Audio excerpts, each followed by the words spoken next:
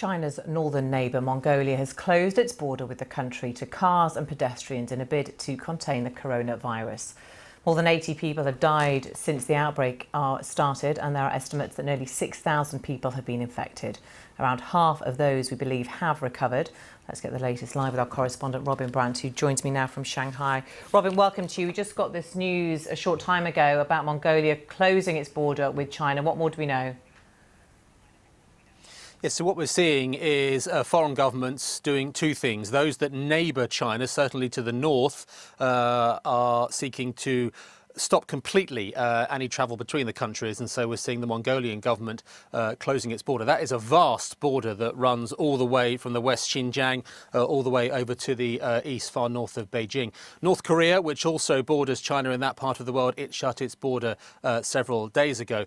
Other governments are trying to extract some of their people who are living and working in Wuhan. In the last hour or so, the Spanish government has said it will do what it can to try and get 20 or so people, Spanish nationals who are in place there, out. The British government has a similar effort in place. The Americans as well have slightly more advanced plans to remove 200 to 300 people as well. So that's what kind of foreign governments are doing to try to prevent the spread or try to remove their people from Wuhan, which is the epicenter of this outbreak. And what are the latest figures as far as we understand them from the authorities?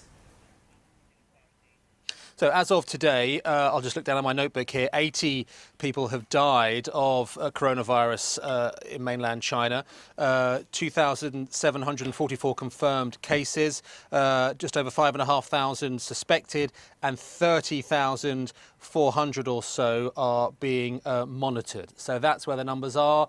The death toll continues to increase, and we had reports in Hainan, which is an island province right down in the south of China today.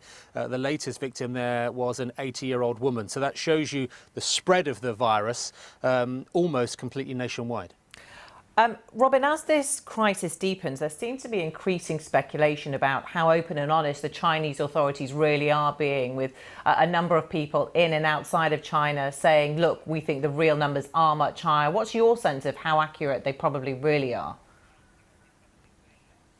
Well, there is a fog of war, so to speak, on this. There's no doubt when you look at some of the reporting and speak to people here for the SARS outbreak back in 2002, so that's nearly 18 years ago, that it is very different to that.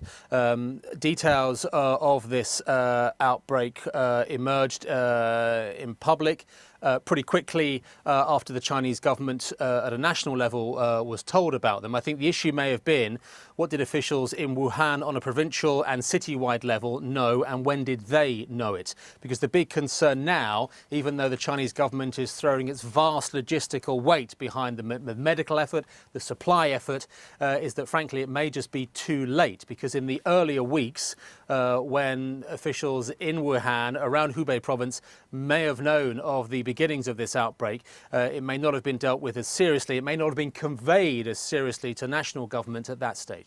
OK, Robin Brandt in Shanghai, thank you for the update. Well, Stephen McDonnell is in Henan province, where the authorities are trying to contain the coronavirus, and brought us the latest. So this is a train station in Henan where, as you can see, they've got protective clothing on. All those people who went home to see their families for the Lunar New Year break, well, they're now returning to the big cities, hundreds of millions of them.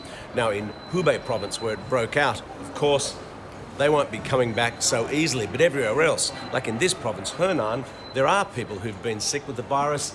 They all have to go back.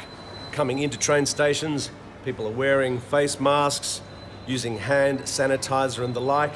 Clearly, the officials here are being very precautious. They're checking people's temperature when they come in. So here's a family about to come in, give them their tickets and be checked on the way into the station.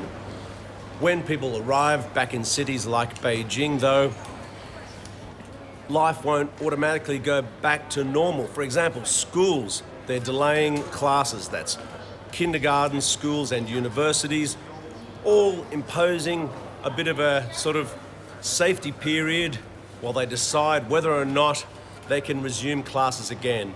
And officials here in China have even extended the Lunar New Year holiday to give them a bit more breathing space to deal with this crisis.